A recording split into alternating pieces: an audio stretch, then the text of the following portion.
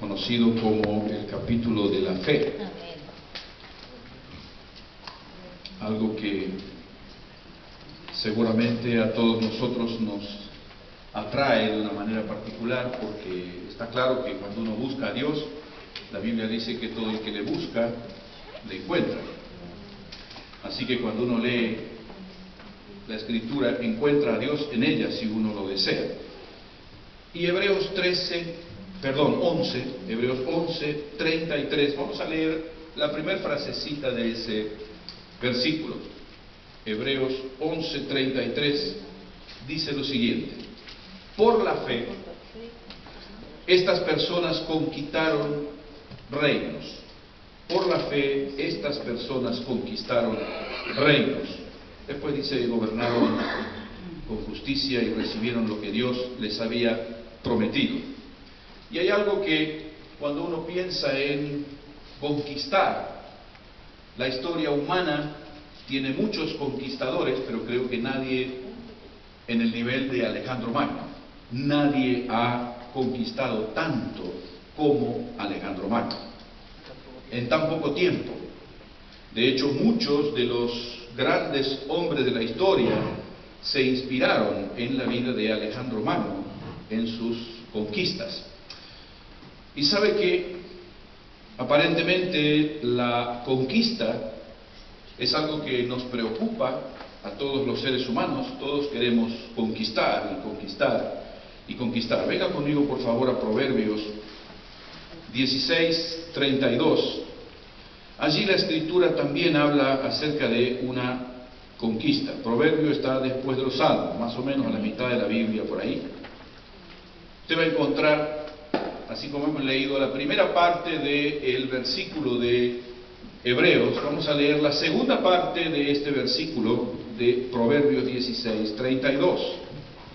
Y esta versión dice, Proverbios 16, 32, es mejor el que domina su espíritu que el que conquista una ciudad. Es mejor el que domina su espíritu que el que conquista una ciudad. Y es interesante ver que Hebreos dice que algunos conquistaron ciudades, hicieron esto, hicieron aquello, toda la galería de la fe, de estos personajes bíblicos que nos inspiran, y muchos de ellos consiguieron grandes cosas para Dios. Pero el proverbio muestra otra parte de la fe, y dice que es mejor el que domina su espíritu que el que conquista una ciudad. Y yo creo que aquí hablamos de dos tipos de fe: la fe que conquista hacia el externo y otra fe que conquista mi interior. ¿Sí? Es por eso que hoy vamos a hablar, así como dice el título de esta prédica, la fe que me conquista. No la fe que conquista afuera, sino la fe que me conquista a mí. La fe que me conquista.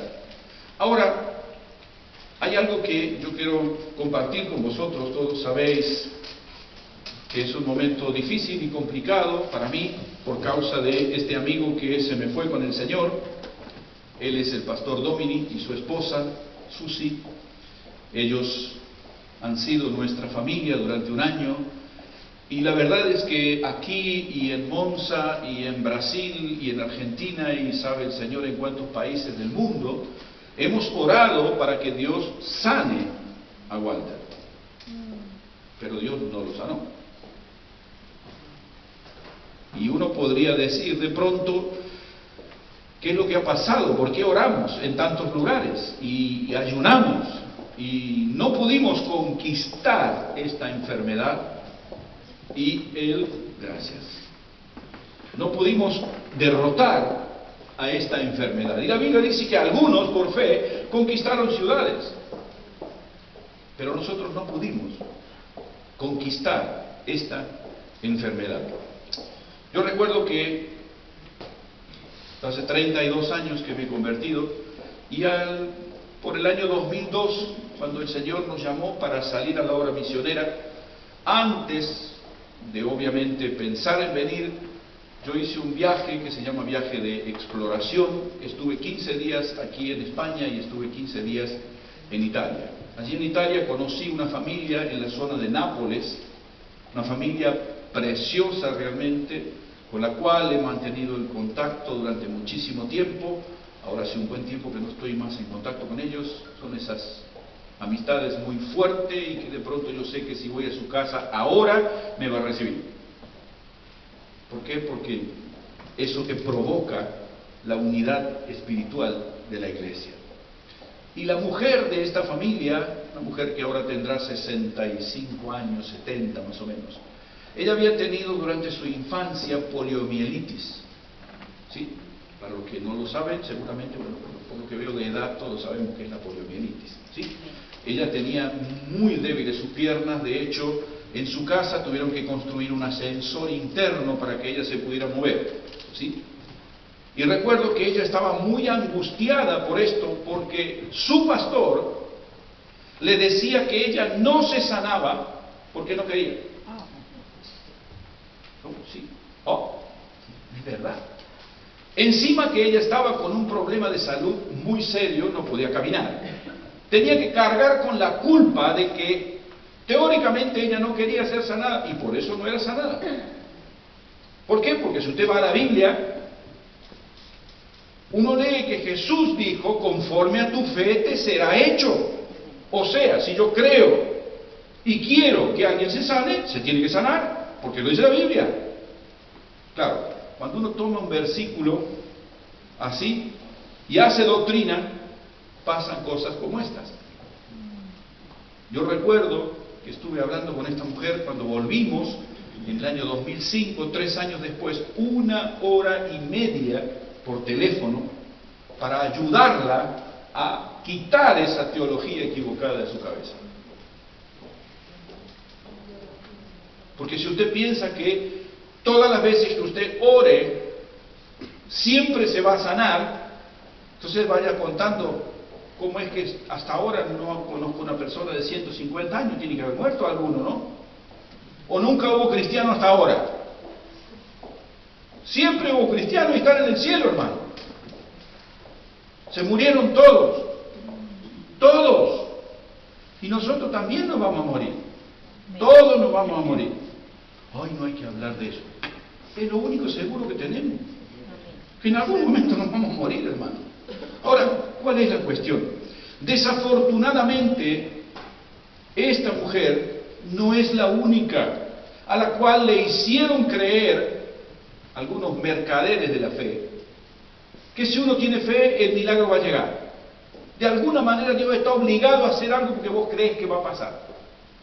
Eso no es bíblico. Eso no es bíblico, eso es una fe exitista. Y lo que yo veo en la Biblia es una fe que tiene éxito, no una fe exitista. Por eso mismo yo quisiera que hoy ahondemos en la Escritura para poder descubrir cuál es esta fe que me conquista, esta fe que me hace esperar en Dios a pesar de la circunstancia que me toca vivir. Si usted ha leído, yo coloqué en el grupo de la iglesia, en el grupo de WhatsApp, el mensaje que la esposa del pastor Walter envió, lo que ella dice. Ella es una mujer totalmente conquistada por su fe. Su esposo termina de fallecer, un hombre joven, tiene 5 años menos que yo tenía Walter, con una hija con serios problemas de salud. Y su deseo es seguir sirviendo a Dios en medio de una situación de este tipo, con una hija dishábil, en una dificultad enorme, pero su postura es: Dios nos ha plantado aquí y mientras tengamos vida, le vamos a servir. Y uno dice, ¿cómo es esto? Bueno, miren, vamos a ver y descubrir juntos cómo llega a nuestra vida esta clase de fe. Porque esta es la fe que realmente tiene valor. Busque conmigo, por favor, Hebreos, o si no quiere buscarlo, no lo busque porque yo lo voy a mostrar en la pantalla. ¿Qué es la fe? La Biblia dice que la fe es la confianza de que en verdad sucederá lo que esperamos. Eso es fe. ¿Sí? Es lo que nos da la certeza de las cosas que no podemos ver. Eso es fe. Es la certeza de que algo va a suceder. Eso es fe. De hecho, yo hablo aquí porque tengo fe que si yo hablo aquí, saldrá por los parlantes y vosotros escucharéis. Eso es fe. Y tengo fe que si yo tomo este botoncito y lo bajo, ya no sale tan bien. ¿Por qué? Porque tengo fe que el interruptor indica que no funciona y ahora sí. Eso es fe. Yo sé, ¿por qué? Porque conozco cómo funciona un micrófono. Cuando usted llega a una parada de ómnibus o de autobús y ve que hay 5 o 6 personas esperando ahí, ¿y qué hacen? Esperan el autobús. ¿Qué están esperando? La certeza de lo que aún no ven. Eso es fe. Cuando usted coloca un vaso debajo de la canilla porque quiere sacar agua, ¿por qué lo pone ahí y no lo pone aquí? Porque la canilla está aquí. Siempre el agua sale por el mismo lugar. Eso es fe. La fe se ejercita, no viene por ósmosis. Yo la ejercito. Y eso es lo que dice este versículo, es la confianza de saber que algo sucederá. Es esperar que algo suceda de una determinada manera. ¿Sabéis? Hay un ejemplo muy notable en esto, y es por eso que es bueno que pensemos que si nos vamos a acercar a Dios, Hebreos también dice en el versículo 6, que sin fe es imposible agradar a Dios. Es imposible acercarme a Dios. ¿Por qué? Porque yo no lo veo. Dios no es un ser humano que yo lo puedo ver. Entonces, si yo no tengo fe, no me puedo acercar. Simple. ¿Por qué? Porque con mis ojos naturales nunca voy a poder verlo. Al menos mientras estemos aquí. En el cielo otra cosa. Pero yo no fui, así que no le puedo contar cómo es. Voy a ir, pero todavía no fui. Lo bueno es pensar que nosotros sabemos, y a pesar de que no veamos a una persona, tenemos la imagen de cómo esa persona es. Entonces cuando la vemos decir, oh, ¿cómo estás? ¿Por qué? Porque la conocemos. La fe tiene que ver con conocimiento. Por eso cuando nosotros pensamos, hay una ilustración muy bonita. Yo creo que todos nosotros hemos tenido la posibilidad en algún momento de ver una foto de un campo sembrado con tulipanes. ¿Sí? Es una belleza increíble. Ahora, ahí hay un proceso de fe muy importante. Y es el hecho de pensar que cuando un holandés invierte muchos miles en la siembra de los tulipanes, la siembra de los tulipanes se produce más o menos en septiembre, octubre. Allí siembran los tulipanes. Y ellos saben que al inicio, fines de noviembre, inicios de diciembre, el tulipán nace. Es una cosita muy pequeña. ¿Cuál es el problema? Cuando llega normalmente diciembre, fines de diciembre y enero, los campos están blancos, cubiertos de nieve. Pero ningún holandés está desesperado. ¿Y a nosotros qué nos pasa cuando de pronto tenemos unas plantas en nuestra casa y, bueno, aquí no cae nunca nieve? ¿Sí? No hay problema. Pero cuando hay una helada, uy, se me arruinaron las plantas. Se me arruinaron las plantas. Y uno se imagina de pronto un tulipán pequeñito, apenas nacido, que se cubre con 30, 40 centímetros de nieve. Uno dice, no queda nada. Y los holandeses tranquilos, ahí esperando. El tema es que cuando llega fines de marzo, mediados de abril, ya no está más la nieve, y lo que sí se ve es un campo que ha adquirido un color totalmente homogéneo, porque todos los tulipanes nacieron. Esto es fe. A pesar de que pasan meses de que no veo nada, a pesar de que las circunstancias me indican que está todo mal, yo tengo fe y sé que va a pasar. ¿Por qué? Porque hace añares que en Holanda nacen los tulipanes. Es algo increíble cuando uno piensa en una plantita pequeñita y que se va desarrollando hasta cubrir totalmente un campo.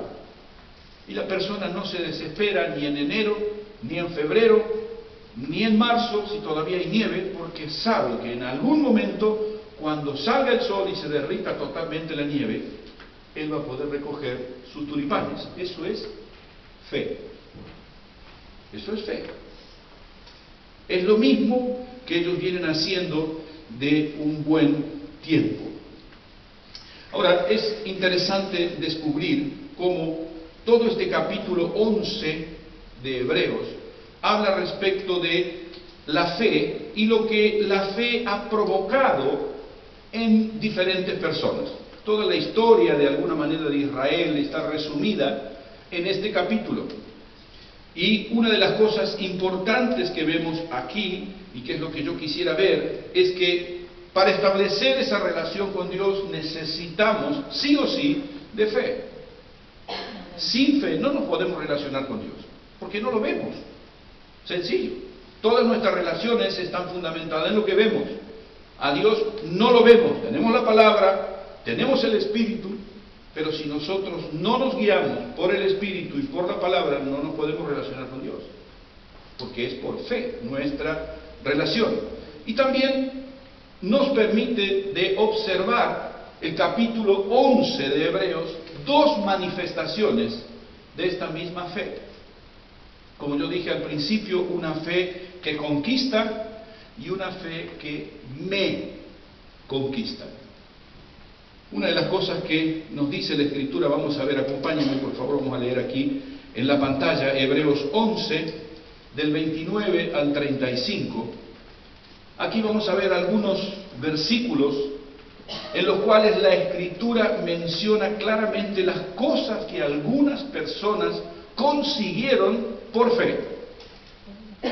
Yo me tomé el trabajito de leer todos los versículos y coloqué por debajo una línea, subrayado, para que usted pueda identificar de qué estamos hablando. Dice, Hebreos 11 del 29 al 35. Fue por la fe que el pueblo de Israel atravesó el Mar Rojo como si estuviera pisando tierra seca. Un milagro. Pero cuando los egipcios intentaron seguirlos, murieron todos ahogados. Fue por la fe que el pueblo de Israel marchó alrededor de Jericó durante 7 días y las murallas se derrumbaron. En esa misma situación fue que Rahab, la prostituta, no fue destruida junto con los habitantes de su ciudad, porque ella atendió a los hombres de Dios. Los que no quisieron obedecer a Dios fueron todos destruidos, toda una ciudad entera destruida. Solo una familia se salvó. Y uno dice, ¿qué pasó? Tenía fe, nada más. Sigue diciendo la Escritura, ¿cuánto más les tengo que decir? Se necesitaría demasiado tiempo para contarles acerca de la fe de Gedeón, de Barak, Sansón, Jefté, David, Samuel, los profetas. Por la fe, estas personas, el versículo que leímos hace un momento, conquistaron reino, gobernaron con justicia, recibieron lo que Dios les había prometido, cerraron la boca de los leones, apagaron llamas de fuego y escaparon de morir a filo de espada. Su debilidad se transformó, se convirtió en fortaleza. Llegaron a ser poderosos en batalla, hicieron huir a ejércitos enteros, y hubo mujeres que recibieron otra vez con vida a sus seres queridos que habían muerto. Y uno dice, wow, eso es fe. Esta es una fe que conquista cosas imposibles. Nadie pasa por el Mar Rojo en seco, hermano. Nadie. Imposible. Ahora hay un túnel, Pero en la época de Moisés no estaba el túnel. Dios abrió el mar y pasaron en seco. Si usted quiere probar un día a ver si es cierto, vaya y dé alrededor del castillo Sohail 7 vueltas y después empiece a gritar. El castillo va a seguir en pie y usted lo van a meter en un psiquiátrico. No se cae en las murallas porque usted grita, o porque dé 7 vueltas o 7000 vueltas. No. Si Dios no interviene, eso no pasa. Esta es una fe extraordinaria. Todos, de alguna manera, queremos tener este tipo de fe. Algunos de nosotros hemos vivido situaciones en las cuales hemos visto literalmente la mano de Dios obrando. Todos nosotros. Si usted aún no ha tenido una experiencia de este tipo, pídale a Dios. Pídale a Dios. Yo he tenido 3 o 4 en mi vida, no se va a creer que esto me pasa toda la semana. En 32 años he tenido 3 o 4 manifestaciones muy poderosas de la mano de Dios, muy poderosas. Dios en su misericordia conoce nuestra debilidad y a veces muestra como destellos de su gloria para que no perdamos el rumbo. Para eso son los milagros. Para que nos demos cuenta de que Dios está no solo vivo, está interesado en mí, en mi persona, en lo que a mí me pasa. Yo recuerdo que hace unos años estábamos muy angustiados con Susana allá por el 2003, 2004, muy angustiados porque teníamos certeza de que Dios quería que saliéramos al campo misionero, pero no teníamos la forma de salir al campo misionero. Habíamos ido a muchos congresos y en todos los congresos nos decían: no se vayan solos, esperen ser enviados por su iglesia. No se vayan a la aventura. Bueno, ok, imagínense. Argentina, año 2001, 2002, 2003. Pensar en enviar un misionero sería más o menos como llevarme a la peluquería en este momento. Imposible, imposible, ¿sí? Pero había una iglesia en Brasil que tenía deseo que nosotros saliéramos al campo misionero. Y claro, los pastores de Brasil dijeron: bueno, vamos a hacer un acuerdo con la iglesia argentina para poder enviaros como familia a servir al Señor en Europa. Muy bien.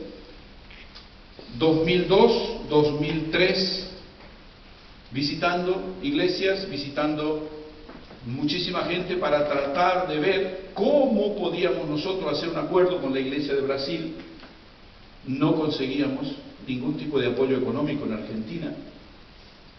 Y entonces, como la iglesia de Brasil deseaba que nosotros saliéramos al campo misionero, pensamos en la posibilidad de ser enviados solamente por la iglesia de Brasil.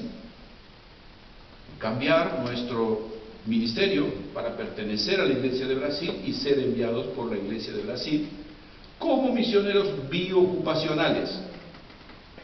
Una parte de nuestro sustento venía de parte de la iglesia de Brasil y el otro trabajábamos secularmente. Muy bien. La idea estaba muy buena, pero el tema es que el pastor que podría habernos enviado vivía en Brasilia y nosotros vivíamos en Argentina, en San Francisco. Una distancia más o menos de 3.600 kilómetros. Imagínense lo que nosotros teníamos que esperar para hablar con ellos.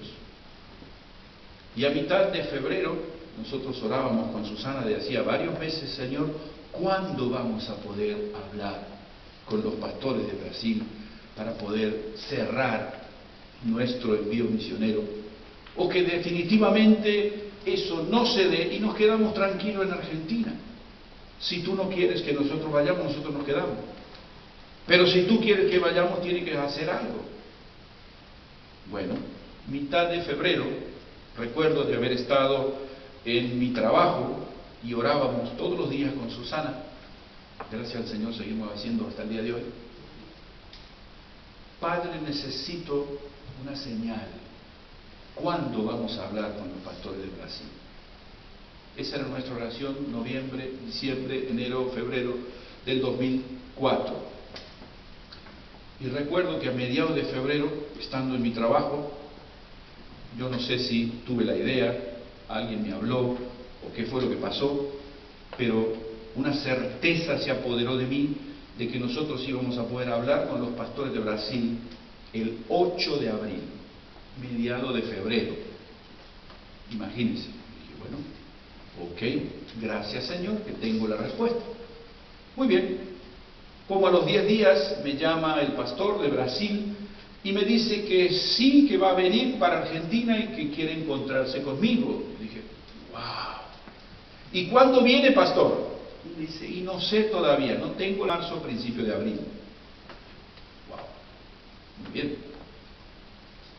Termino de hablar con el pastor, le comento a Susana sobre esto que tenía en mi corazón y dijimos, bueno, vamos a ver si Dios está en esto, nos vamos a encontrar con los pastores el 8 de abril. Pasó buena parte de febrero, mitad marzo, el pastor me llama desde Brasilia diciéndome que ellos habían acordado llegar al lugar donde podíamos encontrarnos el 8 de abril. Dije, yo lo sé, pastor, hace 1 mes y medio que yo sé que ustedes vienen en esa fecha. Ahora, yo de adivino no tengo nada, de divino mucho menos, pero de adivino nada, ¿sí? ¿Cuál es la cuestión? Hasta el día de hoy yo recuerdo que Dios habló conmigo. Ese es el tema. ¿Qué es lo que nos ha sostenido en medio de las luchas? Vosotros tenéis una idea de las dificultades que a veces pasamos por causa de problemas de salud. ¿Por qué seguimos adelante? Simple, porque somos conscientes de que Dios quiere que sigamos. No porque tenemos fuerza o porque somos súper espirituales, no. Es fe en qué, no en lo que Dios va a hacer, en Dios, en la persona de Dios. Por eso mismo yo creo que la fe es aquella que me permite en los momentos de crisis, de dificultad, enfrentar situaciones conflictivas. Esta es una fe que conquista, una fe que me permite decir de pronto, yo estoy hoy pudiendo servir a Dios. ¿Por qué? Porque en un momento yo tuve fe, Dios me habló y Dios me envió. Ahora, si vamos nuevamente al texto, continúa diciendo Hebreos 11, habíamos visto hasta la primera parte del versículo 35, y aquí yo quisiera que tengamos la conciencia de que estamos hablando de la misma fe. Esta fe que vimos hasta aquí es la fe que conquista, pero ahora vamos a ver cómo continúa Hebreos 11, 35 al 37. Y aquí también está subrayado, ¿sí? Dice la Escritura, sin embargo, continúa el versículo 35, sin embargo, otros, con la misma fe, fueron torturados, porque rechazaron negar a Dios a cambio de la libertad. Ellos pusieron su esperanza en una vida mejor que viene después de la resurrección. Algunos fueron ridiculizados y sus espaldas fueron laceradas con látigos. Otros fueron encadenados en prisiones. Algunos murieron apedreados. De hecho, Esteban está el testimonio en capítulo 8 de Hechos de los Apóstoles. Otros fueron cortados por la mitad con una sierra. Se cree, según la tradición, que el profeta Isaías le sucedió esto.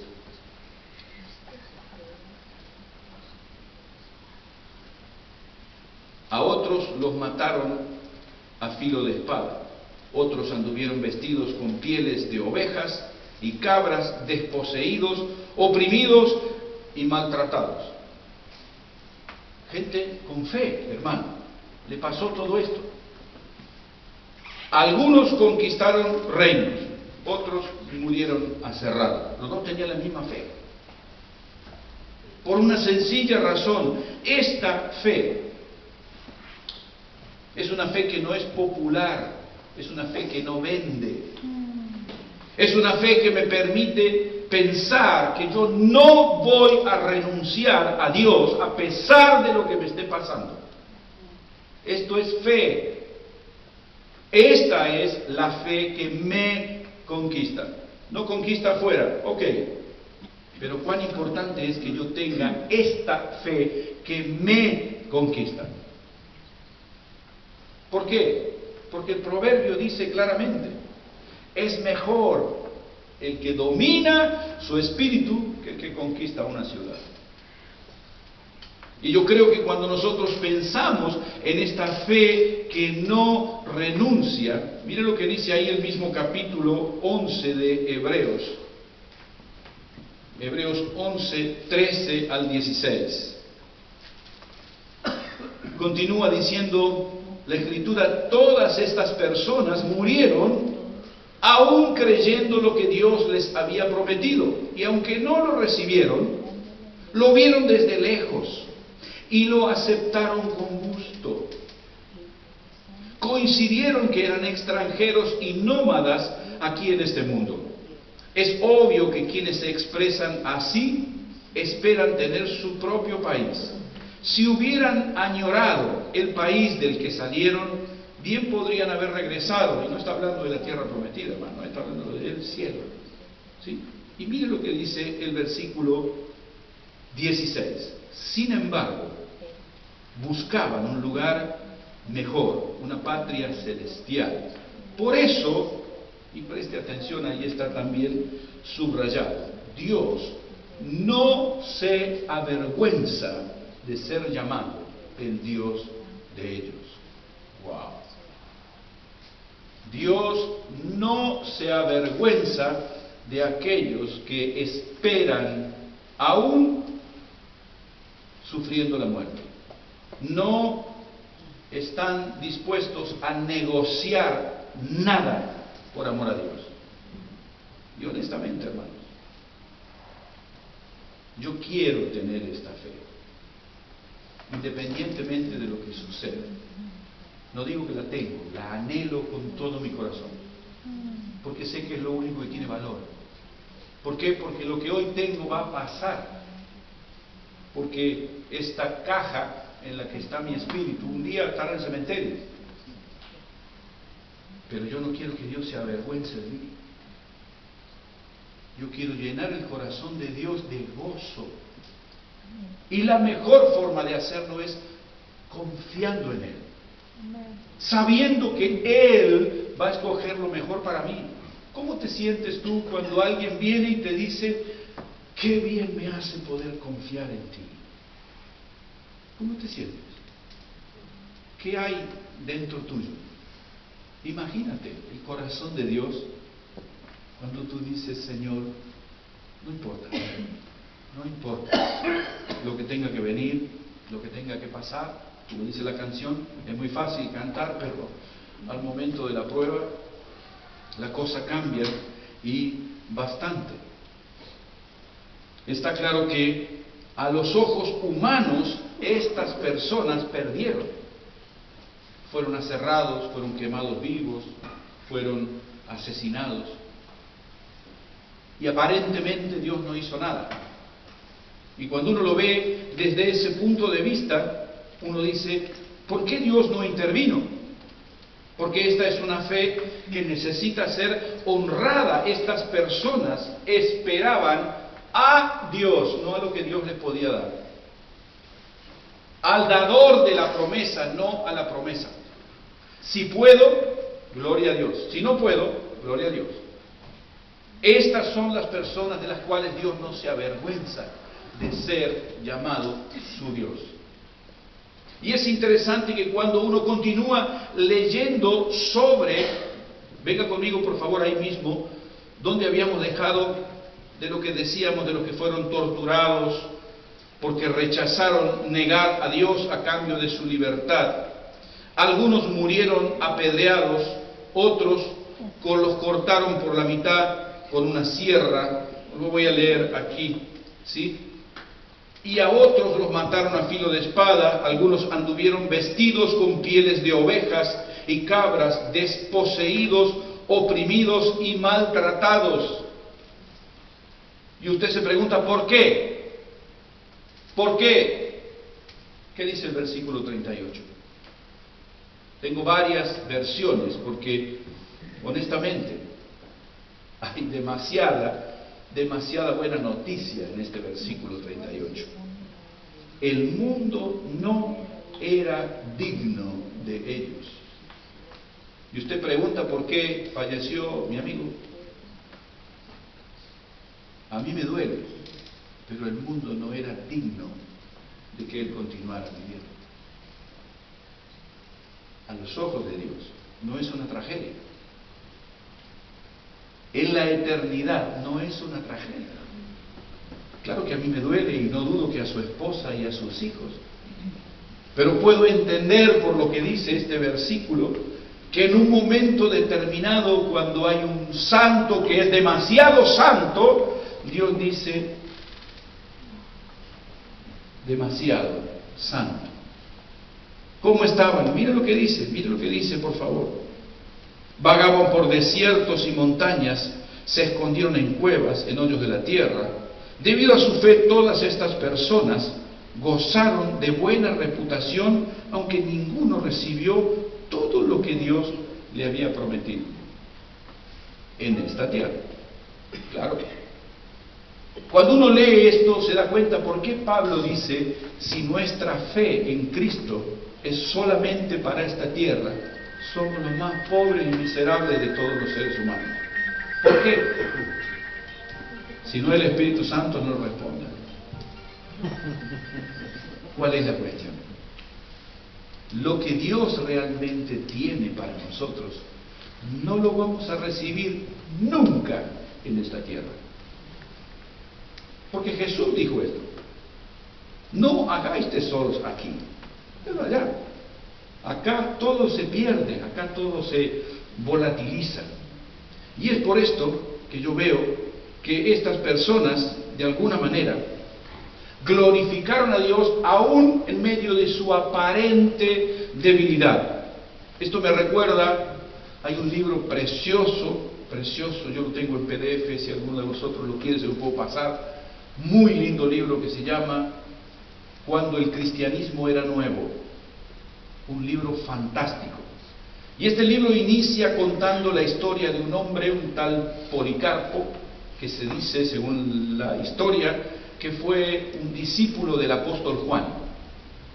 Policarpo, un hombre ya anciano, el soldado romano, ahí el jefe de los romanos, quería que Policarpo negara a Cristo.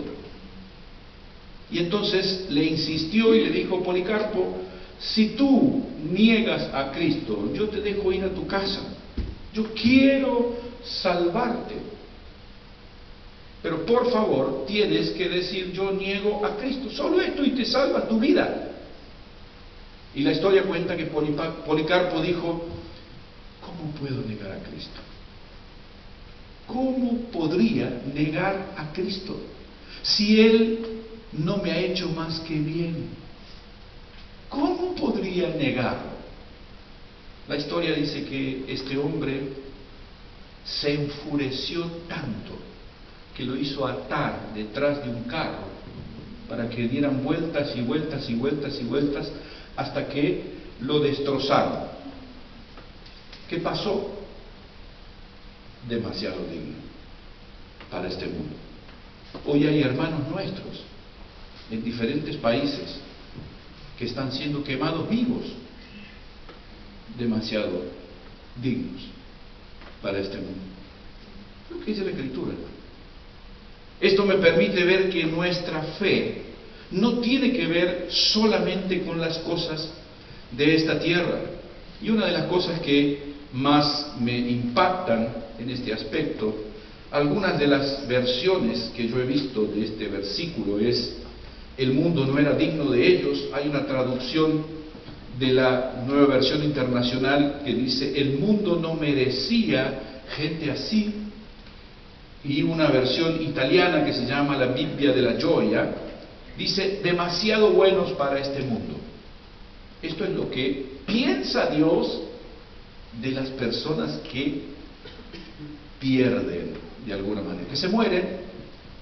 Dios permite, la Biblia dice que Dios se goza con la muerte de sus santos. Y uno dice, pero ¿y cómo? Porque hay algo que sí Pablo comprendía, y es que esta fe es preciosa a los ojos de Dios, aunque a los ojos de los hombres pueda resultar poco popular. Cuando uno habla de este tipo de cosas en un mundo que desea éxito a toda costa, esto no es popular, pero esto es Biblia. Esto es lo que dice la Biblia. Por eso mismo, venga conmigo por favor, vamos a leer aquí lo que Pablo nos enseña en la segunda carta a los Corintios. Pablo entendía, semanas atrás yo prediqué acerca de cómo Pablo en Filipenses 3 menciona todo su currículum familiar, de que él era hebreo de hebreos, que había crecido a los pies de Gamaliel y que tenía esto, y si todo eso lo tengo por basura. Y uno dice, Pablo, pero ¿y por qué? Bueno, acá explica por qué. Mire, nuestras dificultades actuales, dice Pablo, son pequeñas. Estaba en la cárcel, no es que se había roto una uña, estaba en la cárcel. Y no durarán mucho tiempo, azotado y con hambre, no durarán mucho tiempo. Y fíjese lo que dice, sin embargo, nos producen una gloria que durará para siempre, y que es de mucho más peso que las dificultades. Así que no miramos las dificultades que ahora vemos, en cambio, fijamos nuestra vista en cosas que no pueden verse, pues las cosas que ahora podemos ver, pronto se habrán ido, pero las cosas que no podemos ver, las que vemos por fe, permanecen para siempre. Está claro que Pablo tenía gafas de eternidad, porque si nosotros reducimos el Evangelio solamente a esta tierra, entramos en crisis. Estoy enfermo, oro y Dios no me sana. Pero yo no sigo a Dios para que me sane, yo sigo a Dios porque me salvó. Y si después me quiere sanar, bien. Si no me quiere sanar, bien. Porque eso es lo que me enseña la Escritura. Claro que oramos para que Dios haga milagros, y claro que queremos conquistar en el nombre de Jesús. Pero lo más importante es que Dios nos conquiste a nosotros. Días atrás hablamos con Eunice en casa, y ella nos leyó una frase de un libro que decía, ningún sufrimiento tiene vida eterna. Muy buena frase. Ningún sufrimiento tiene vida eterna. Es verdad, hermano. Nosotros en Cristo tenemos vida eterna. Amén. No nos quedemos con este lapso de tiempo de 70, 80, 50 años. No, es una parte. Tenemos vida eterna. Y creo que la fe que me conquista me ayuda a ver la vida desde y hacia la eternidad, no condicionado por lo cotidiano. Por eso yo creo que cuando nosotros pensamos en esto, vemos los dos tipos de fe. Vemos desde el versículo 29 al 35 una fe que conquista, una fe que logra cosas. Del 35 al 37 y aún hasta el 39 habla de una fe que no renuncia a pesar de las dificultades que se viven. Y en medio de esto está el versículo 38, en el cual Dios mismo dice, la gente que tiene esa fe es la gente que yo quiero, es la gente de la que yo no me avergüenzo, es la gente que en un momento determinado yo me los llevo conmigo porque son demasiado santos para vivir en medio de un mundo pecador. Esto es lo que establece la Biblia. Por eso yo quisiera así leeros una frase de un escritor, Philip Yancey, Si alguno quiere comprar libros, este hombre realmente escribe muy bien. No me ha pagado para publicidad, ¿sí? Él dice, la fe auténtica no se dedica a manipular a Dios para que haga nuestra voluntad. La fe auténtica nos introduce a nosotros en la posición de cumplir la voluntad de Dios. Yo no puedo manipular a Dios. Puedo discutir con Dios, nunca voy a ganar. Mi fe me lleva a los pies de Cristo y a decirle, Señor, no sé qué has decidido, pero blanco o negro, tú eres el Señor. Pero ¿qué dice la Biblia, hermano? Cuando nosotros pensamos en estos dos tipos de fe, es interesante saber que algunas cosas voy a conquistar, otras no. Pero la Biblia dice, hermano, si hay algo que tenemos que aprender como cristianos, y que hay cosas que vamos a conquistar en el nombre de Jesús, pero ninguna de ellas va a ser tan importante como conquistarnos a nosotros mismos. Porque eso me hace literalmente parecido a Jesús. Jesús tenía total control de todo lo que sucedía. Pero dice la Escritura que Él, como un cordero, fue al matadero. Es un ejemplo para nosotros. Es un ejemplo para nosotros. La fe que conquista, la fe que me conquista, la fe que no renuncia.